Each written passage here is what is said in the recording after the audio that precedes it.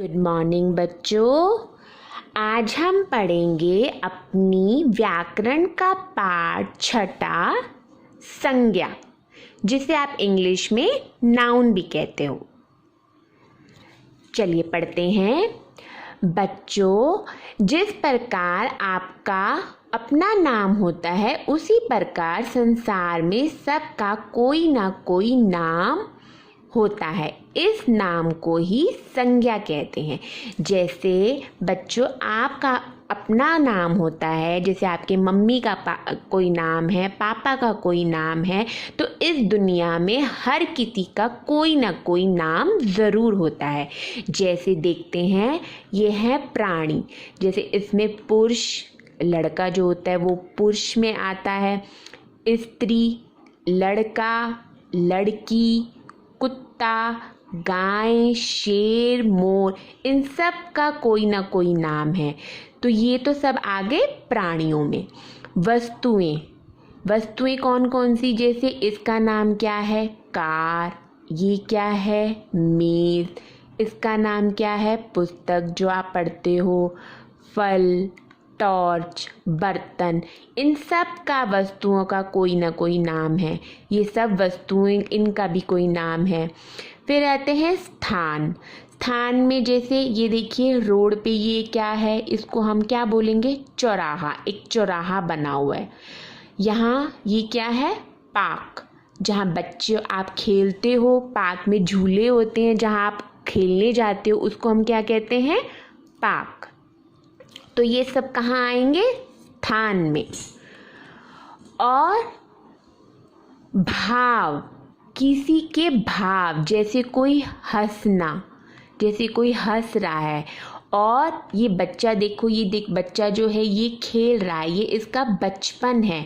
तो ये हंसना और बचपन, ये किस में आएंगे? भाव। किसी व्यक्ति, वस्तु, प्राणी, स्थान अथवा भाव के नाम को संज्ञा कहते हैं।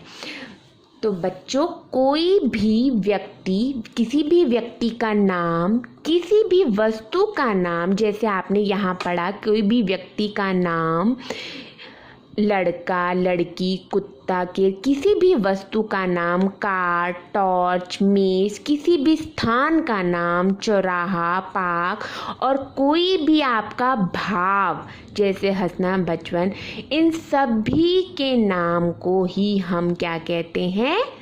संज्ञा कहते हैं। इन सभी के नाम को हम संज्ञा कहते हैं। जैसे महात्मा गांधी, पंखा, शेर, लाल किला, बचपन। महात्मा गांधी नाम हो गया, महात्मा गांधी जी का। पंखा आपकी वस्तु हो गई। तो ये सारे नाम जो है आपके क्या कहलाते हैं? संज्ञा कहलाते हैं। अब संज्ञा के भेद। संज्ञा कितने प्रकार की होती है? संज्ञा 3 प्रकार की होती है। संज्ञा के 3 भेद हैं। व्यक्तिवाचक संज्ञा, जिसको आप इंग्लिश में प्रॉपर नाउन कहते हो। जातिवाचक संज्ञा, जिसको आप इंग्लिश में कॉमन नाउन कहते हो। और भाववाचक संज्ञा, जिसको आप एब्स्ट्रैक्ट नाउन कहते हो। पहले हम पढ़ते हैं व्यक्तिवाचक संज्ञा। व्यक्तिवाचक संज्ञा कौन सी होती है?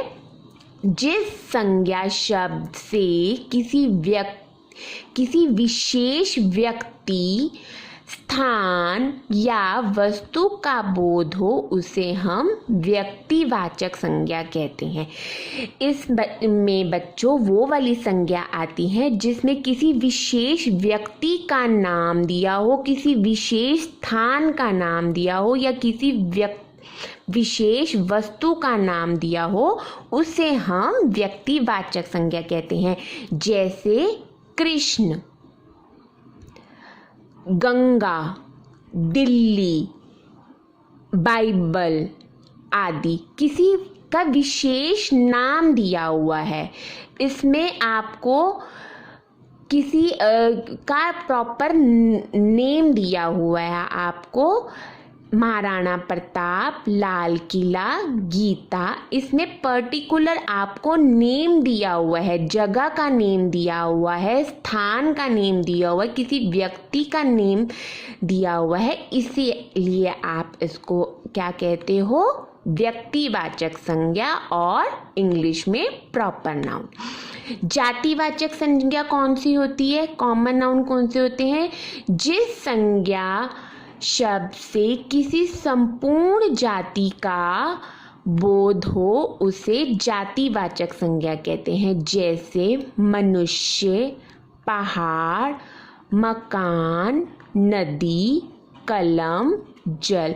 इसमें आपको कोई पर्टिकुलर नेम नहीं दिया हुआ, कोई पर्टिकुलर नाम नहीं दिया हुआ। मनुष्य, अब ये तो कोई भी मनुष्य हो सकता है।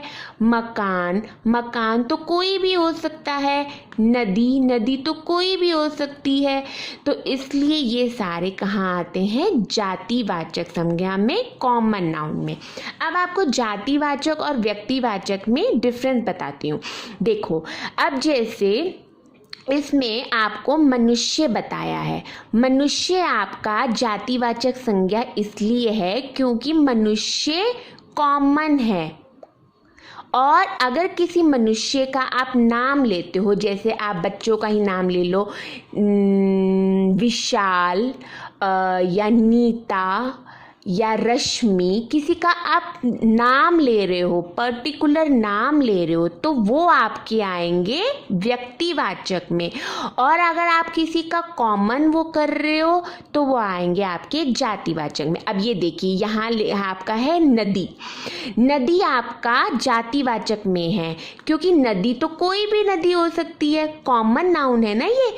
नदी तो कोई भी नदी हो सकती है, इसलिए ये जातिवाचक में है। और अगर आप इसको गंगा, गंगा, यमुना, कावेरी, ब्रह्मपुत्र, बहुत सारी नदियों का नाम, आप इसमें विशेष किसी का नाम ले रहे हो, गंगा आप पर्टिकुलर नेम ले रहे हो, इसीलिए आपका व्यक्तिवाचक संज्ञा है, प्रॉपर नाउन है।